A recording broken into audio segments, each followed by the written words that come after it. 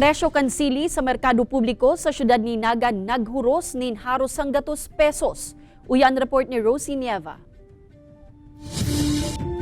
Kasubay kan pagmahal kan mga barakalon, maski ang mga Ricardo ang padagos man na naglalangkaw ang mga presyo. Ang mga silingani sa Naga City People's Mall, halos 1,500 ang presyo kan kada kilo kan Taiwan. Kung iisipon, mahal pa ang presyo na ini, alagad para sa mga paratyenda, nagbarato na nga ni ini sa ngunyan.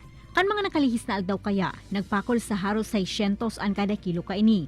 Mantang ang mga native o sigang na siliman ang nasa 300 na sanangunyan ng kilo na dating nasa 400. Sa ngunyan po, okay man po ang supply.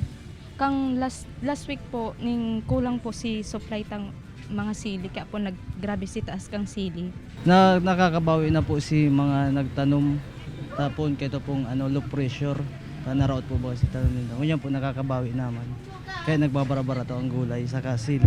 Aminado man ang mga paratyenda, nakanhababa pa ang presyo kan mga sili, pirang sakuan sa indang nakakayanan na bakalon sa indang mga supplier. Alagad kan biglang nagmahal, haros sarong sako na sanaan sa indang nababakal asin padikit-dikit na pigtitinda.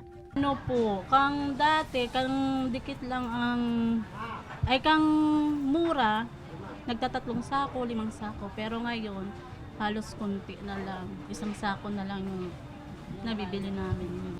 Naglalaong man ang mga paratyenda na mapadagos na sa pagbabaan presyo kanibang mga gulay asin Ricardo, nganing daiman gayong madipisilan ang mga parabakal urog na ngunyan na papaaboto ng Kapaskuhan. Kaibanan si Carlo Abonita, Rosie Nieva, Balitang Bicolandia.